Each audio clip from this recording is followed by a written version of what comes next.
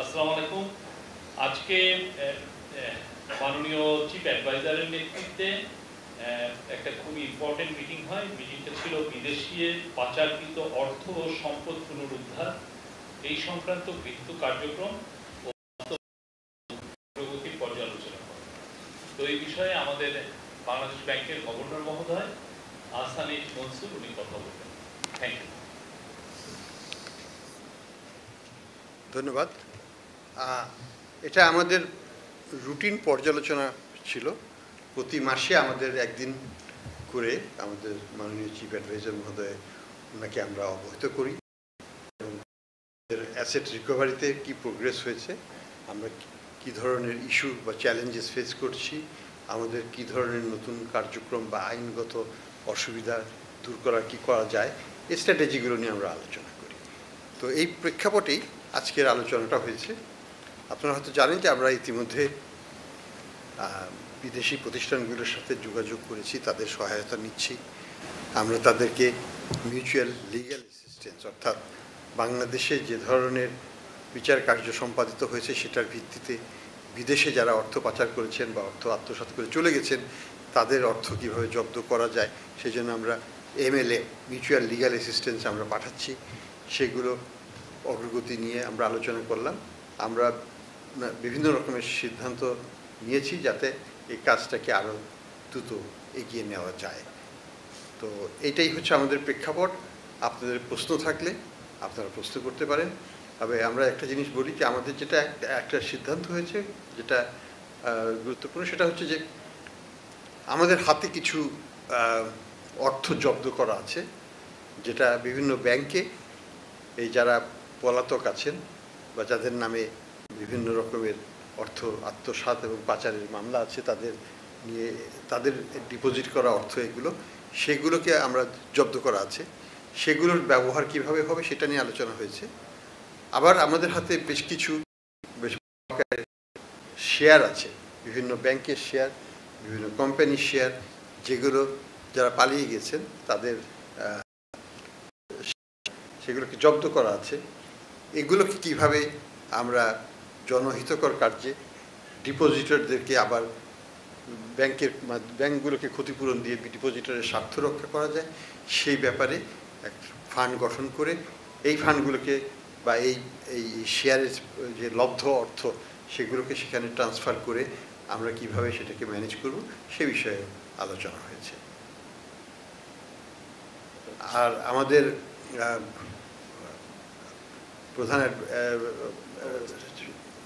প্রধান উপদেষ্টা লন্ডন সফরে যাবেন, তখনও এটি বিষয়ে উনি কিছু তৎপরতা চালাবেন, সেই বিষয়টা নিয়েও আমরা আলোচনা করেছি। তো এইটাই হচ্ছে সারসংক্ষেপ। আপনাদের নিশ্চয়ই প্রশ্ন আছে, আমরা জবাব দেওয়ার চেষ্টা করব।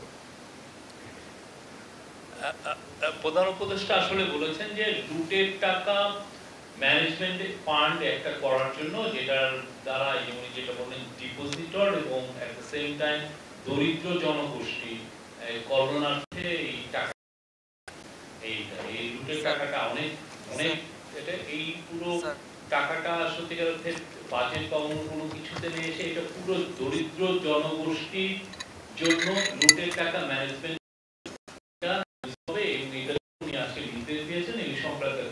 সিদ্ধান্ত হয়েছে। আরো অনেকগুলো বিষয় নিয়ে হয়েছে, আপনারা কোশ্চেন করতে পারেন। আপনার কোশ্চেন করার আগে নাম বলবেন এবং আপনার প্রতিষ্ঠানের নামটা বলবেন। আমি মেহেদী হাসান বলছিলাম একুশে টেলিভিশন থেকে। এ পর্যন্ত যে টাকা এবং শেয়ার জব্দ হয়েছে এগুলোর টোটাল বাজার মূল্য কত? আর দ্বিতীয়ত, কোনো কারণে আমি পালিয়ে গেছি, আমি অপরাধী পালিয়ে গেছি, আমার টাকা বা সম্পদ আপনি জব্দ করলেন, ব্যবহার কোন আইনের বলে করবে? আমি অপরাধী প্রমাণিত হওয়ার আদালতে অপরাধী প্রমাণিত হওয়ার আগ পর্যন্ত এটা কি আপনি নিয়ে ব্যবহার করতে পারবেন? না, অবশ্যই আমরা আইনগতভাবেই এটা করব, কোনো মতে আইনের ব্যত্যয় হবে না। কোর্টের সিদ্ধান্ত হওয়ার পরেই এবং আইনের সঠিক ধারা প্রয়োগের মাধ্যমেই এই কার্যকলাপ করতে হবে। প্রয়োজন বোধে আইনকে কিছু সংশোধন করতে হতে পারে, সেটা নিয়ে আমাদের আইন মন্ত্রণালয় এবং অ্যাটর্নি জেনারেলস অফিস সেটা নিয়ে কাজ করবেন। কিন্তু সেটা যদি প্রয়োজন হয়, এটা আমাদের বর্তমান আইন দিয়ে যদি করা সম্ভব হয় আমরা সেটাও করব। বাট লক্ষ্যটা হচ্ছে একটা ফান্ড প্রতিষ্ঠা করা, যে ফান্ডের টাকা দিয়ে ব্যাংকগুলোকে আমরা ক্ষতিপূরণ দিতে পারবো, কারণ ব্যাংকগুলো তো বিশালভাবে ক্ষতিগ্রস্ত হয়েছে, তাদের টাকাই তো লুট করা হয়েছে অনেক কাছে।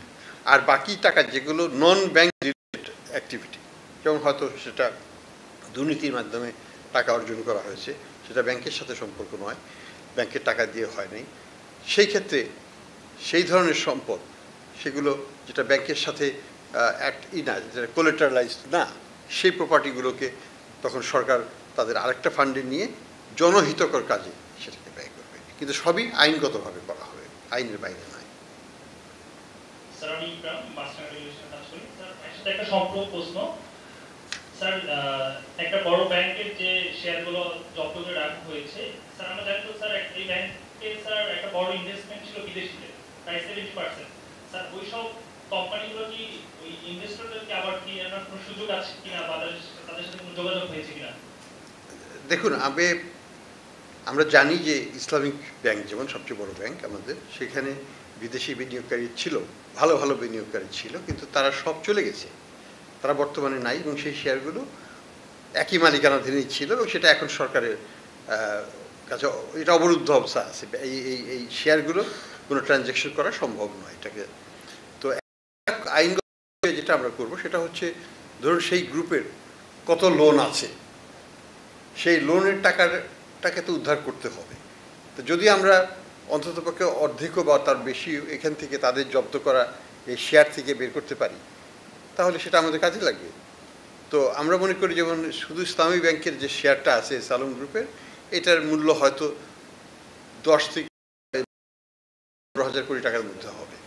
তো এই 12 থেকে 15,000 কোটি টাকা যদি আমরা ব্যাংককে ফেরত দিই, তাহলে ডিপোজিটর যে যাদের টাকা আত্মসাৎ করা হয়েছে তাদের সেই টাকাটা, ব্যাংকের তো ক্যাপিটাল শর্টফল হয়ে গেছে, ব্যাংকে ক্যাপিটাল নাই, ব্যাংকের নন পারফরমেন্সের অনেক বেশি, এই জায়গাগুলোতে তখন তারা একটা স্বস্তিজনক স্থানে নিয়ে যেতে পারবে, আমাদের ব্যাংকিং খাতটা ঘুরে দাঁড়াবে। এবং নতুন এই শেয়ারটাকে আমরা কী করবো, শেয়ারটাকে তো আমরা রাখবো, বাংলাদেশের সরকারেরও কোনো দরকার নেই এখানে হোল্ড করার, বাংলাদেশ ব্যাংকেরও করো, আমরা এটা একটা স্ট্র্যাটেজিক ইনভেস্টরের কাছে হস্তান্তর করব। হস্তান্তরের আগে সরকারকে মালিকানাটা টেম্পোরারিলি নিতে হবে, এই টেম্পোরারিলি মালিকানা নিয়ে সরকার তখন এটাকে হস্তান্তর করতে পারবে, আরেকজনের মালিকানায় থাকা অবস্থায় এটাকে হস্তান্তর করা যাবে না। সেই জন্য আইনানুগ ব্যবস্থাটা আমরা নিতে যাচ্ছি, এবং এই যে অর্থ আসবে সেটাই আমরা নতুন বিনিয়োগকারীর কাছ থেকে যে অর্থটা পাওয়া যাবে ফান্ডের থ্রুতে আবার সেই ব্যাংকের কাছে আমরা ট্রান্সফার করার প্ল্যান করব। এটাই হচ্ছে আমাদের কার্যক্রম। হ্যালো, আমি মেহেদি হাসান বলছিলাম ডেইলি স্টার থেকে। স্যার, আমার কাছে বেশ কয়েকটি প্রশ্ন আছে। এর মধ্যে একটা হলো যে আপনারা যে সমস্ত উদ্যোগ নিয়েছেন এখন পর্যন্ত পাচারকৃত অর্থ উদ্ধারে, এই প্রক্রিয়া কতদিনে সম্পন্ন হতে পারে? স্যার, পিছনে ক্যামেরা আছে, এই জন্য আমি একটু বসে বলছি। আর হচ্ছে আরেকটা বিষয়, এখন পর্যন্ত ব্যাংকিং খাত থেকে যে সমস্ত টাকা পয়সা লুটপাট হয়েছে, এর সঙ্গে আমরা জানি যে কোনো বাংলাদেশ ব্যাংকের গভর্নর এবং কয়েকজন ডেপুটি গভর্নর এরাও জড়িত ছিলেন। আপনার পাশাপাশি বর্তমান সরকারের কাছেও প্রশ্ন, এদের বর্তমান স্ট্যাটাস কি, এ সম্পর্কে কি আমরা জানি? তারা কি দেশে আছে নাকি দেশের বাইরে আছে, বা তাদের বিরুদ্ধে কোনো লিগ্যাল অ্যাকশন নেওয়া হয়েছে কিনা? স্যার, আমার আরেকটা প্রশ্ন, সেটা হচ্ছে নগদ নিয়ে। আমরা জানি বাংলাদেশ ব্যাংক নগদে নিয়োগ দিয়েছিলেন, কিন্তু সম্প্রতি তারা আগের যারা ম্যানেজমেন্টে ছিল তারা আবার সেটাকে দখল করেছে। সেই প্রক্রিয়াটা স্যার, আমি প্লিজ প্রথম প্রশ্নটা কি ছিল? আমার প্রথম প্রশ্ন ছিল যে সমস্ত টাকা পাচার হয়েছে এগুলো ফেরত আনা কতদিনে সম্ভব? আচ্ছা, হ্যাঁ বলছি, আমাদের তো কোনো অভিজ্ঞতা নাই টাকা কিভাবে ফেরত আনতে হয় বা ইত্যাদি ব্যাপকভাবে এটাকে করার জন্য, কিন্তু ইন্টারন্যাশনাল এক্সপিরিয়েন্সটা এটা 4 থেকে 5 বছর লাগে আইনি প্রক্রিয়া শেষ হতে। তবে এটার মধ্যে কিছু ইন্টারমিডিয়েট অন্তর্বর্তীকালীন কিছু ব্যবস্থা নেওয়া যায়, যেমন বিদেশে তাদের যে সম্পদ আছে সেই সম্পদকে ফ্রিজ করা যায়, সেটা কিন্তু আপেক্ষিকভাবে বছরখানেকের মধ্যেই করা সম্ভব, আরও কম সময়ে করা সম্ভব, যদি আমরা এটাকে প্রপার আইনি প্রক্রিয়া আমাদের দেশে সম্পন্ন করতে হবে, এবং তারপরে এই রিকোয়েস্টটা বিদেশে আমাদেরকে সঠিক প্রণালী করতে হবে রিকোয়েস্ট। প্রসেসটা, যেটাকে বলি মিউচুয়াল লিগ্যাল অ্যাসিস্ট্যান্স, MLA। তো আমরা MLA প্রক্রিয়াতে আছি এখন, আমরা রিকোয়েস্ট পাঠাচ্ছি। তো বিদেশিদের আমরা যদি সহায়তা পেয়ে যাই তাহলে তা কিন্তু আমরা তাদের অ্যাসেটটা ফ্রিজ করতে পারবো। অ্যাসেটটা ফ্রিজ হলে তার পরবর্তীতে কোর্টে আইনগত প্রক্রিয়া শুরু হবে এবং সেই প্রক্রিয়া সমাধান হতে সাধারণত 4 থেকে 5 বছর লেগে যায় সর্বমোট, এবং সেই শেষেই একটা আমরা জানতে পারবো যে আমরা এটা পুরোটা পাবো না। এবং এখানে আমাদের যে তথ্য সংগ্রহ, গুণগত মান, এই জিনিসগুলো একটা বড় ভূমিকা রাখবে বিদেশি কোর্টের যে রায়টা হবে সেই রায়ের ক্ষেত্রে। কাজে আমাদেরকে অনেক কিছু নিজে এখানে তথ্য সংগ্রহ করতে হবে, সেটা তাদেরকে সরবরাহ করতে হবে এবং আমাদের লিগ্যাল প্রসেসটা বিদেশে শুরু করতে হবে। তো সেই দিকে আমরা এগোচ্ছি। আর যেটা বললেন বাংলাদেশ ব্যাংকের, আমরা তো ধরুন দুর্নীতি যদি হয়ে থাকে সেটা দুদক আছে, তারা সেটাকে তদন্ত করবে। তদন্ত করে যদি তাদের মনে করেন যে চার্জশিট আনা, তারা সেটা নিয়ে আসবে। এখানে দুদককে কেউ বাধা দিচ্ছে না, দুদক তার নিজস্ব প্রক্রিয়ায় এই কাজটা করবে। এখানে আমি কোনো মন্তব্য করাটা একেবারেই সমুচিত হবে না বলে আমি মনে করি। আর নগদের ব্যাপারে আমাদের পজিশন সুস্পষ্ট। আমাদের মুখপাত্র যেটা বলেছেন যে আমরা মনে করি যে নগদের যারা অরিজিনাল ম্যানেজমেন্ট ছিল এবং বোর্ড ছিলেন তারা অর্থনৈতিক, যেটাকে আমরা বলি যে বিভিন্ন ধরনের ম্যালফেশিয়াস অর্থাৎ দুর্নীতি এবং এটার মাধ্যমে টাকা আত্মসাৎ করেছে, যার পরিমাণ আমরা জানি যে 650 কোটি টাকা মতো মানি ক্রিয়েট করেছে, যেটার এগেনস্টে প্রকৃত অর্থ ছিল না। দ্বিতীয়ত তারা আমাদের যে সরকারের যে দারিদ্র্য বিমোচন কর্মসূচির অধীনে যে ধরনের অর্থ ট্রান্সফার করা হতো, নগদের মাধ্যমেই করা হতো শুধু, সেইখানে তারা প্রায় 2000 কোটি টাকার উপর তারা সেখানে আত্মসাৎ করেছে। এটা আমাদের বাংলাদেশ ব্যাংকের অডিটেও ধরা পড়েছে এবং এটা আমরা যে ইন্টারন্যাশনাল অডিট ফার্ম দিয়ে অডিট করেছিলাম সেটাতেও ধরা পড়েছে। তো আমরা মনে করি যে আমরা তাদের হাতে কোনো মতেই এই নগদের কার্যক্রম আবার ফেরত যাওয়াটা উচিত নয়। এবং যেহেতু কোর্টের একটা সিদ্ধান্ত হয়েছে, আমরা এটাকে অ্যাপিল করেছি পূর্ণাঙ্গ কোর্ট বেঞ্চে এবং এটা শীঘ্রই শুনানির ডেট দেওয়া হবে। আমরা মনে করি যে তখন আমরা আমাদের পক্ষে রায় পাব, কিন্তু আমরা একটু শঙ্কিত যে এই সময়ের মধ্যে তাদের পুরো কন্ট্রোল কিন্তু তারা নিয়েছে এই সিস্টেমে, যেটার উপর আমাদের হাত থাকবে না, কারণ আমরা আইনগতভাবে একটু অসুবিধাজনক অবস্থাতে আছি বিকজ অফ কোর্টের এই রায়ের কারণে। স্যার, আমি আতাউর নিয়ন এখন টিভি থেকে প্রথমে নগদের বিষয়টা বলি। সেটা হচ্ছে আপনি বলছেন যে এই সময়ের মধ্যে প্রায় 7 দিন হয়ে যাচ্ছে, যে এই মধ্যে তারা অনেক কিছু করে দিতে পারে যেখানে আমাদের কোনো হাত থাকবে না আইনের কারণে। সেক্ষেত্রে যদি তারা আবারও অর্থ ক্রিয়েট করে বা পাচার করার সুবিধা পায়, সুযোগ তৈরি করে, সেই জায়গাটা কি একটা বড় ক্ষতির সম্মুখীন হবে কিনা সাধারণ মানুষজন? বড় কোনো ক্ষতির সম্ভাবনা নাই, কারণ আমরা ব্যাংকগুলোকে বলে দিয়েছি যে বড় কোনো ধরনের ট্রানজ্যাকশন তারা করবে না, ক্যাশ ইন ক্যাশ আউট করতে পারবে, এর বাইরে না। ক্যাশ দিলে ক্যাশ আউট করতে পারবে। কাজে আমরা সেফগার্ড নিয়ে নিয়েছি অলরেডি আমাদের দিক থেকে। তবে তারা যেটা করবে বা করতে পারে বলে আমরা সন্দিহান, সেটা হচ্ছে যে তারা তাদের যে অপকর্মগুলো করেছে সেগুলোকে মুছে ফেলার চেষ্টা করবে। তারা ডকটট করার চেষ্টা করবে ডেটাবেসকে মুছে দেবে বা অন্যভাবে এটাকে তারা ইনফিল্ট্রেট করবে, যেটা আমাদের কাজকে আরও কঠিন করে তুলবে। এটা নিয়েই আমরা শঙ্কিত। নতুন করে বড় কিছু ক্ষতি করার সম্ভাবনা হয়তো তাদের থাকবে না, কিন্তু নিজেদের স্বার্থে তারা এটাকে অপকর্মের ব্যবহার করবে। স্যার, আরেকটা প্রশ্ন ছিল পাচারের অর্থের বিষয়ে। আপনি বারবার বলেছেন যে সব অর্থ ফেরত নাও আসতে পারে, কিন্তু যারা পাচার করেছে তাদেরকে শান্তিতে থাকতে দেওয়া হবে না। ইতিমধ্যে যেসব দেশে পাচারকারীরা অবস্থান নিয়েছে সেসব দেশের সাথে কি কথা হয়েছে? তাদের বিষয়ে দেশগুলো কি জানিয়েছে, তাদের বিরুদ্ধে কোনো ব্যবস্থা নেবে কিনা?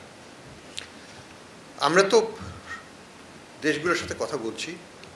ইনফ্যাক্ট আজকেও এখনও ঢাকাতে ইউকে সরকারের যে IACCC, তাদের যা হেড অফ তারা সে ঢাকায় আছে, তারা আমাদের সাথে সহযোগিতা করতে চায়। তারা আমাদেরকে 6 মাসের জন্য একটা ব্রিটিশ এক্সপার্টও দিয়েছে, যে আমাদের তদন্তকারীদেরকে হাতে কলমে ধরে শেখাবে যে কীভাবে MLA তৈরি করতে হয়, কীভাবে কেসগুলোকে ডকুমেন্টেশন করতে হয়, এভিডেন্স গ্যাদারিং, যদি মামলায় জিততে হয় আমাদেরকে এভিডেন্স গ্যাদারিং ইন্টারন্যাশনাল স্ট্যান্ডার্ডে করতে হবে, দেশীয় স্ট্যান্ডার্ডে করলে হবে না। তো এই জায়গাটায় আমাদের গ্যাপস আছে, আমরা চেষ্টা করছি সেই গ্যাপগুলোকে মেটাতে। আমাদের যারা তদন্ত কর্মকর্তা তাদেরকে নতুন করে ট্রেনিং দেওয়া হচ্ছে, আন্তর্জাতিক মানসম্মত তদন্ত কার্যক্রম যাতে তারা পরিচালনা করতে পারেন, এবং ডকুমেন্টেশনটা যেন ঠিক করতে হবে। ইটস অ্যাবসলিউটলি ইম্পর্টেন্ট ডকুমেন্টেশনটা তৈরি করা, সেই জায়গাগুলোতে তারা সহায়তা দেবে। তো বিদেশিদের দিক থেকে আমরা প্রচুর আগ্রহ পাচ্ছি। আমি গত সপ্তাহে দুবাইতে financial intelligence unit of Dubai, সেখানে আমরা মিটিং করেছি, হেড অফ দ্য অর্গানাইজেশন সেখানে ছিলেন সারাক্ষণ। আমরা দুদিন তাদের সাথে বসেছি, আমাদের কর্মকর্তারা বসেছেন। তারা আমাদেরকে সর্বাত্মক সহায়তার আশ্বাস দিয়েছেন। আমরা চেষ্টা করব তাদের যে রিকোয়ারমেন্ট সেই অনুযায়ী তাদের কাছে তথ্য ভিত্তিক যার ভিত্তিতে তারা আমাদেরকে সহায়তা দিতে পারবে। আসসালামু আলাইকুম, আমি মুস্তাফিজুর রহমান বলছিলাম ইউএস থেকে। আমার প্রথম প্রশ্ন হচ্ছে যে আপনি বলছেন যে যারা লুট করেছে তাদের যে অর্থ ডিপোজিট আছে আপনারা সেটা ফ্রিজ করেছেন, সেটা দিয়ে একটা তহবিল করেন, কিন্তু এটার মালিকানা তো আসলে টাকাই তারা হচ্ছে আত্মসাৎ করেছে। সেই ব্যাংকগুলোর টাকাই তো এখানে হচ্ছে তারাই হচ্ছে আসলে মেন পাওয়া হবে ডিপোজিটের, সেখানে এটা কিভাবে করবেন, লিগাল কমপ্লেক্সিটি আসবে। প্রশ্ন হচ্ছে যে আপনি একটা জয়েন্ট ইনভেস্টমেন্ট করেছিলেন, টিম গঠন করেছিলেন 10টা গ্রুপ এবং হচ্ছে শেখ হাসিনা এবং তার ফ্যামিলি, সেটার আপডেট কি, আপনারা কি পরিমাণ অর্থ পাচার হয়েছে বা আত্মসাৎ করেছে, এই তথ্যরা আপনারা কি এখন পর্যন্ত বের করতে পারছেন না বা কি পরিমাণ পাচার হয়েছে? প্রথম প্রশ্নটা ছিল, প্রথম কোশ্চেনটা আবার একটু বলেন। আপনি বলছেন যে যারা লুট করেছে তাদের যে ডিপোজিট তারা আপনি হ্যাঁ ঠিক আছে, আমি বলছি। এটা হচ্ছে যে আসলে দুই প্রকারের সম্পদ আছে এখানে।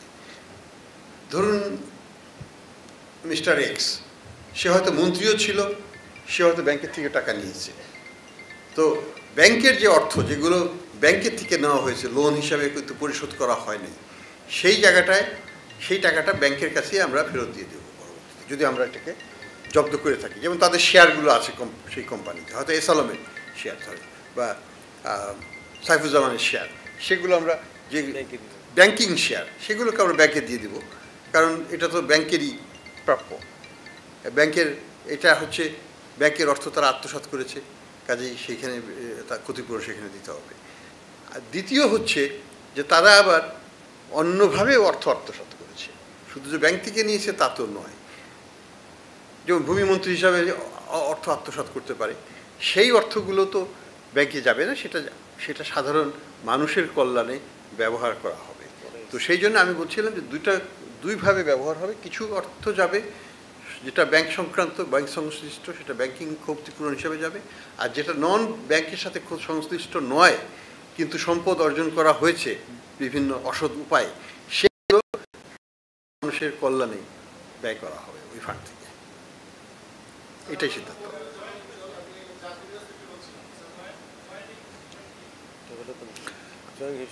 জয়েন্ট ইনভেস্টিগেশন টাস্ক ফোর্স তো গঠন করা হয়েছে, তারা কাজ করছে। তাদেরকে আমরা ট্রেনিংদের ব্যবস্থা করেছি, আন্তর্জাতিক মানসম্পন্ন ট্রেনিং দেওয়া হচ্ছে। এখন 6 মাসের জন্য IAAAC থেকে একজন ট্রেনার আসছেন, উনি হাতে কলমে তাদের সাথে কাজ করবেন প্রত্যেক দিন 6 মাস ধরে। এগুলো চলছে, আমাদের মানোন্নয়ন হচ্ছে। এটা তো একদিনের প্রক্রিয়া নয়, তো তারা এভিডেন্স কালেক্ট করছেন, আমরা সেটা নিয়েও আলোচনা করেছি। সব বিষয় তো শেয়ার করা যাবে না, কিন্তু অগ্রগতি হচ্ছে, আমরা সেই অগ্রগতি পর্যালোচনা করে দেখেছি।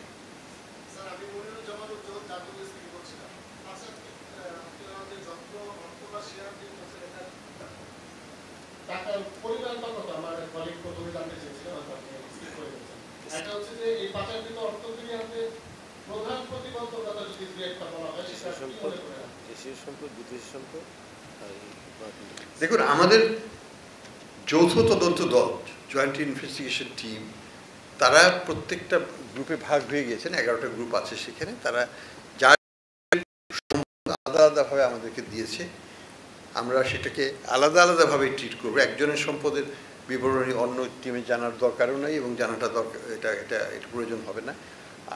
আমরা মনে করছি যে আমরা এখনও নতুন নতুন সম্পদ উদ্ঘাটন হচ্ছে, যোগ হচ্ছে, এটা একটা প্রক্রিয়াধীন ব্যাপার। তবে যে সম্পদ আমরা ইতিমধ্যেই পেয়েছি তার ভিত্তিতেই কিন্তু আমরা মামলা রুজু করা হয়েছে এবং সেই সম্পদগুলোকে জব্দ করা হয়েছে।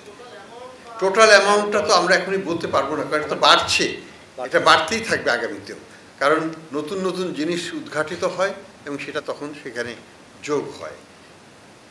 এটা এইভাবে বলাটা ঠিকও না যে এটা একটা আনুমানিক ভিত্তিতে অন্যরা বলেছেন, কিন্তু আমরা তো আইনগতভাবে তো করতে গেলে আমাদেরকে যেমন একটা জিনিস আছে যে দালালি মূল্যটা আমাদেরকে দেখাতে হয়, আমরা তো মার্কেট ভ্যালুও দেখাতে পারি না সেখানে, কিন্তু মার্কেট ভ্যালু তো অনেক বেশি হয়, তাই না? কাজে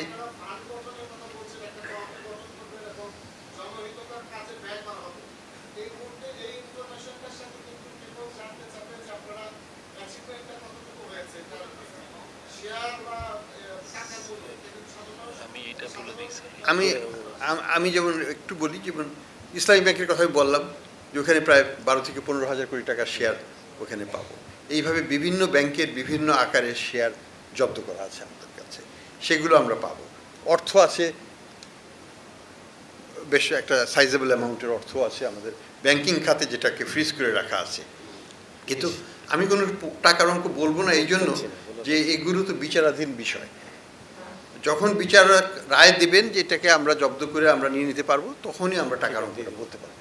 এক্স্যাক্টলি স্যার, ওই অ্যাটাচমেন্টের অ্যাটাচমেন্টের যত অ্যাটাচমেন্ট হয়েছে এটা একটা ফিগার দিয়ে দেন, কোনো নাম বলবো। আচ্ছা দেন।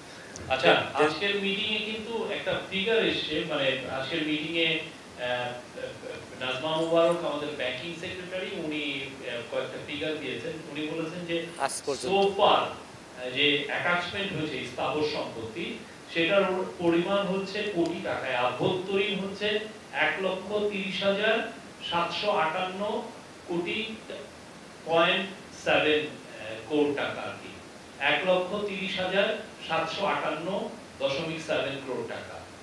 আর হচ্ছে মিলিয়ন ডলারে আছে যেটা বৈদেশিক অ্যাটাচমেন্ট হয়েছে 0.03 মিলিয়ন ডলার।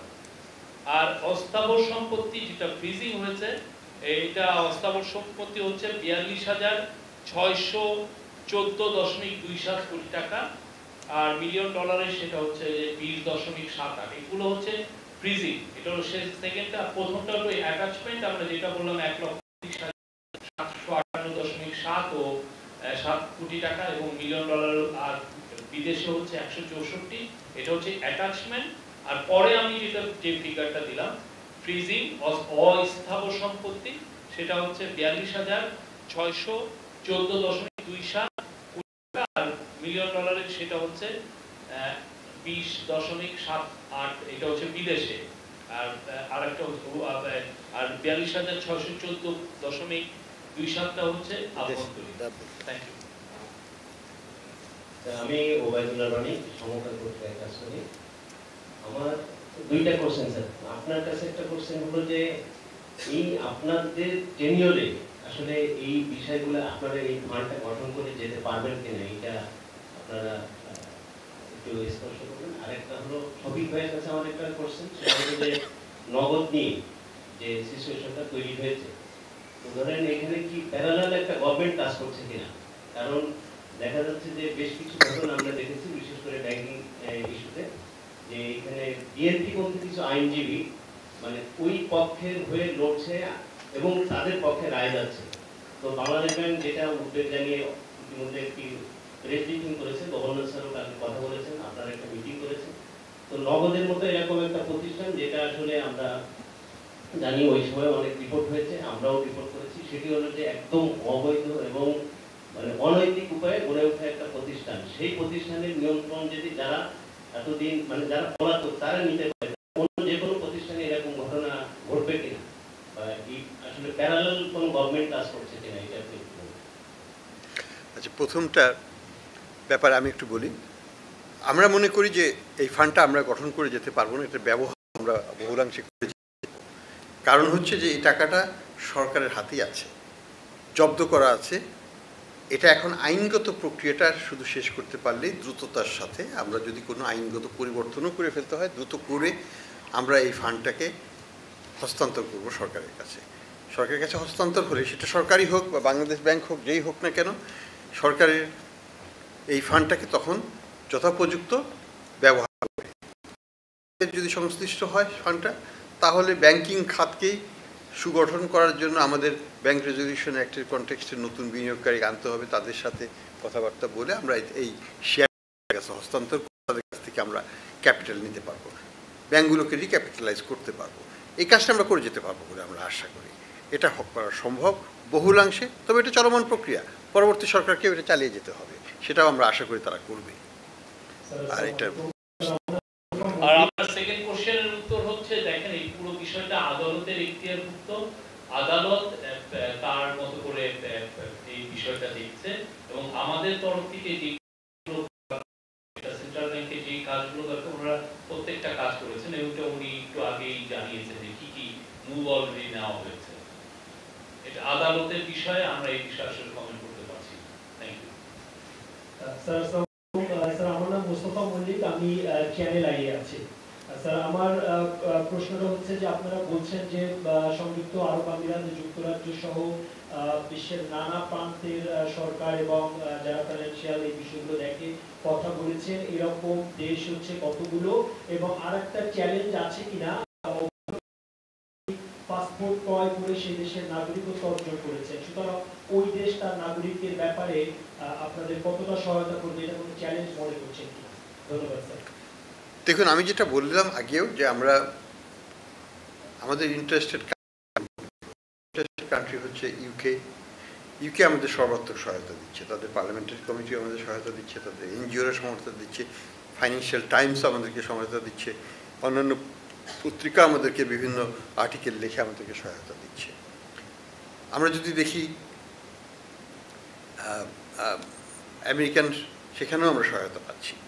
আমাদের আরেকটা দেশ হচ্ছে কানাডা, আমাদের একটা দেশ হচ্ছে ইউএই এবং সিঙ্গাপুর। তো সিঙ্গাপুর সরকারের সাথেও আমরা আলোচনা করেছি, তাদের যে রেসিডেন্স অ্যাম্বাসেডর যেটা মাঝে মাঝে আসেন, তার সাথে আমাদের কথা হয়েছে, এবং আমরা যেটা চাচ্ছি যে যদি ওনারা বলেছেন সুস্পষ্টভাবে যে সিঙ্গাপুরের সরকার এই বিষয়ে খুবই, যদি আমরা প্রমাণ করতে পারি যে আসলে আমাদের টাকা নিয়েই তারা এটা করেছেন এবং টাকাটা ইলিগালি তারা নিয়েছেন, তাহলে হয়তো তারা এই ব্যাপারে ইভেন নাগরিকত্ব তারা ক্যান্সেল করতে পারে। এটা সম্ভাবনা প্রমাণ করার দায়ভার আমাদের উপর।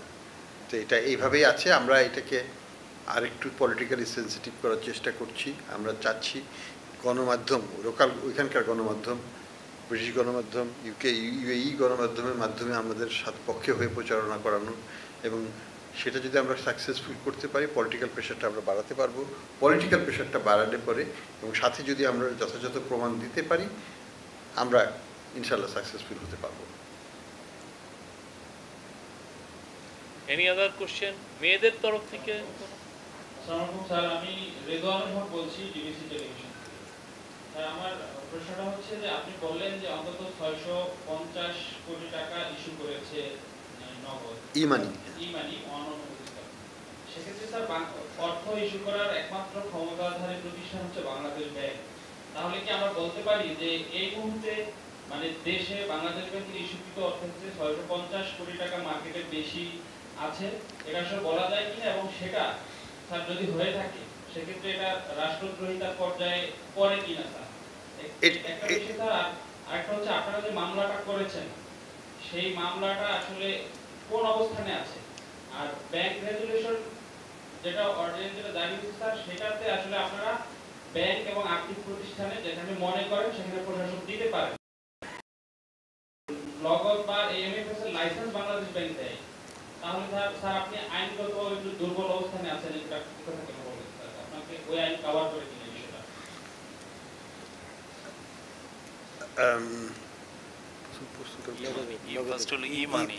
আচ্ছা, নগদের ই-মানির ব্যাপারটা হচ্ছে এবার অ্যাবসলিউটলি রাইট যে মানি ক্রিয়েশনের ক্ষমতা একমাত্র বাংলাদেশ ব্যাংকেরই আছে আইনগতভাবে। বাংলাদেশের কনটেক্সটে যে কোনো সেন্ট্রাল ব্যাংকেরই এই ক্ষমতাটা এককভাবে থাকে, অন্য কারো এই ক্ষমতা থাকে না, সরকারেরও থাকে না।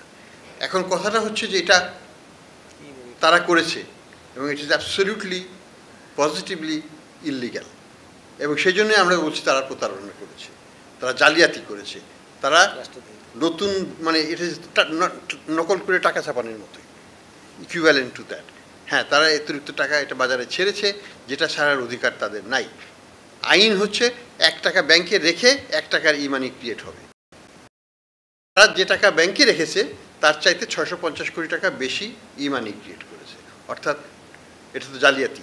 কাজে সেই জন্য আমরা তাদেরকে জালিয়াতি হিসাবে চিহ্নিত করছি, এবং আমরা এখনও মনে করি যে তারা জালিয়াতি করেছে এবং সেটার জন্য তাদের দৃষ্টান্তমূলক শাস্তি হওয়ার দরকার আছে।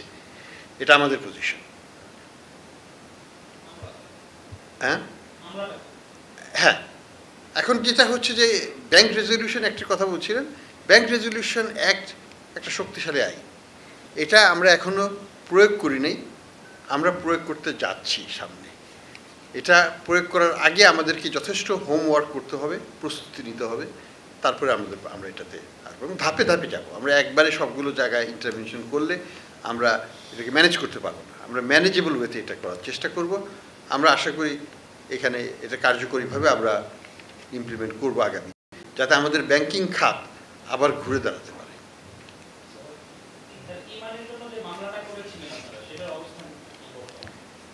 এটার জন্য তো আমরা মামলা রুজু করেছি। এটা তদন্ত সিআইডি করছিল। আমরা গতকাল তাদেরকে বলেছি আমাকে রিপোর্ট দিতে, আজকে বিকেলে তারা একটা রিপোর্ট দেবে। তো আমরা সেটার ভিত্তিতে দেখব, তদন্ত কর্মকর্তার কাছ থেকে শুনবো আমরা যে আমরা চাই এটা যেন খুব দ্রুত আইনগতভাবে এটাকে এগিয়ে যায়, কারণ এটা নিয়ে আমাদের কোনো নাই, সন্দেহ নাই। আমাদের তদন্তে এটা 660 কোটি টাকার উপর এসছে, এবং বিদেশি সংস্থার মাধ্যমে যেটা আমরা প্রতিবেদন পেয়েছি তাতে 650-এর উপর আসছে। কাজে এটা হয়েছে, এটা নিয়ে কোনো সন্দেহের কিছু নেই। স্যার, আমার নাম সাজ্জাদ হোসেন, আমি জিম্মি থেকে বলছি। একটি যেটি আমরা দেখলাম যে যারা প্রচারণা জালিয়াতি করেছিল এখন তাদের জন্য সেই প্রতিষ্ঠানটি, এবং আপনি যেটি বললেন যে তাদের হাতে এখন অনেক কিছু করার সম্ভাবনা আছে বা আশঙ্কা আছে। এখন যাদের টাকা এই নগদে আছে সাধারণ গ্রাহকদের, এইটার কোনো মানে রিস্ক থেকে যায় কি? কোনো প্রতিষ্ঠান এমএফএস আমরা কিন্তু অনেক সেফগার্ড রাখি। বাংলাদেশ ব্যাংকের যে আইন আছে তাতে প্রত্যেকটা এমএফএস তাদের সংগৃহীত অর্থ ওই দিনই ব্যাংকে জমা দিতে হবে। আমরা কিন্তু ব্যাংকগুলোকে বলে দিয়েছি কোনো টাকা তুলতে পারবে না। অর্থাৎ এখন যারা কাজ করবে তারা না, তারা শুধু ক্যাশ ইন ক্যাশ আউট করতে পারবে। অর্থাৎ আমার কাছে 1000 টাকা যদি কেউ দেয়, আমি 1000 টাকা ওই দিকে দিয়ে দিতে পারবো। নতুন করে ব্যাংকের থেকে নেট আউটফ্লো করতে পারবে না। এটা আমরা আমাদের ইনফর্মালি আমরা এটাকে স্টার্ট করে রেখেছি, যাতে কোনো বড় রকমের কোনো ক্ষতি করতে না পারে। ঠিক আছে স্যার, আমি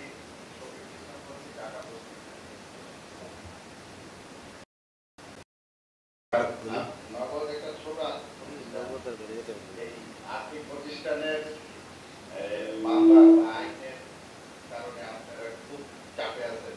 গত 3 দিন আমরা যেটা দেখলাম, বাংলাদেশ ব্যাংকের মিটিং, গতকাল অর্থ মন্ত্রণালয়ে আপনাদের মিটিং এবং পরবর্তী মিটিং প্রশ্নটা করেন। এখন স্যার আপনি আরো 14টি ব্যাংক নিয়ে কাজ করতেছেন, তাদেরকে সংস্কার করতেছেন। স্যার, এই যদি 14টা ব্যাংক যদি আপনাদের সাথে খেলে, তখন আপনাদের সক্ষমতা কতটুকু স্যার? আমাদের সক্ষমতা তো আমরা তৈরি করছি, বাড়ানোর চেষ্টা করছি। আমাদের অবশ্যই আমাদের দুর্বলতা আছে, কোনো সন্দেহ নেই। আমরা সেটাকে ওভারকাম করার চেষ্টা করছি। এখন কথা সেই জন্যই আমি বললাম যে আমরা ধাপে ধাপে এগোবো। একবারে সবগুলো 14টা ব্যাংক আমরা রেডি করতে পারবো না, বা 14টা বা আরও বেশি ব্যাংক হয়তো আসতে পারে, সেগুলোকে আমরা হ্যান্ডেল করব। আমরা ধাপে ধাপে এগোবো, আমাদের সক্ষমতা অনুযায়ী আমরা এগোবো। যেটুকু গিলতে পারবো না সেটুকু প্লেটে নেব না, যেটুকু খেতে পারবো সেটুকুই নেব। স্যার, আমি প্রথমে কাজ করি। স্যার, আপনি বলতেন যে টোটাল আসলে কত টাকা ব্যাংক এবং আর্থিক প্রতিষ্ঠানগুলো থেকে লুট হয়েছে, আপনারা যাদের নিয়ে তদন্ত করছেন।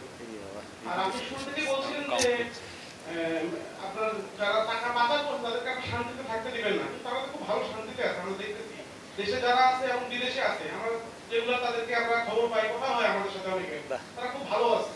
তারা পরবর্তীতে আমরা দেশে চলে আসবো, 5 মাস 6 মাস পরে চলে না। আমি প্রথমটার আমি জবাব আগেই দিয়ে দিয়েছি, ওটাকে আর আমি যাচ্ছি না। দ্বিতীয়টার ব্যাপারে আমি বলবো যে তারা যে শান্তিতে আছে সেটা আমি মনে করি না।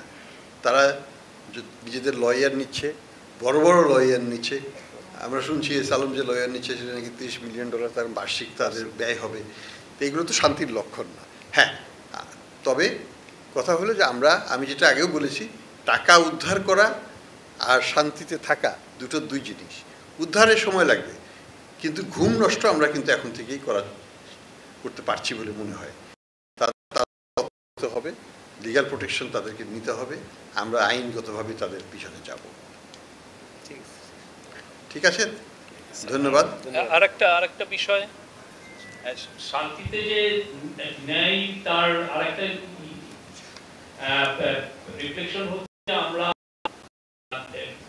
সোফার আরো কয়েকটা ডিসিশন এসছে, সেটা হচ্ছে যে মাঝারি আকৃতির যারা 200 কোটি টাকা ও তদন্ত কেসের ক্ষেত্রে বিদেশি আইনি সংস্থার মাধ্যমে অর্থ পুনরুদ্ধারের পরিকল্পনা নেওয়া হয়েছে।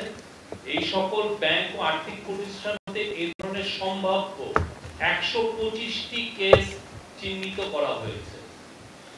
এ পর্যন্ত 20টি আন্তর্জাতিক আইনি সংস্থা ও লিটিগেশন ফান্ডের নিকট আবেদন পাওয়া গেছে। আন্তর্জাতিক আইনি সংস্থা লিটিগেশন ফান্ড নির্বাচনের মানদণ্ড ও নির্বাচন প্রক্রিয়া সম্পর্কিত গাইডলাইন লিটিগেশন ফান্ড হচ্ছে। আমরা তো মানে আমাদের কাজগুলো আমরা খুব যত দ্রুত করা যায় করছি। আমরা যে কেউ খুব যে শান্তিতে আছে, we don't think so.